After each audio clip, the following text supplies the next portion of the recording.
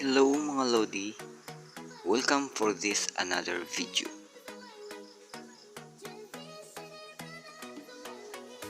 Lagi po may nagtatanong sa akin kung paano daw ba mag-clear history.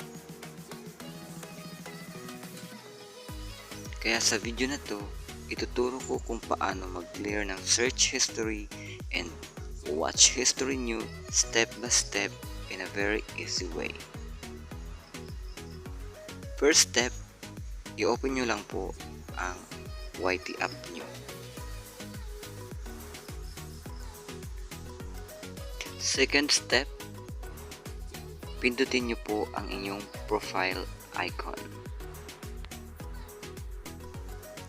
Sa babang bahagi ng inyong account, makikita mo dyan sa baba ang settings. Next, pindutin mo po ang history and privacy.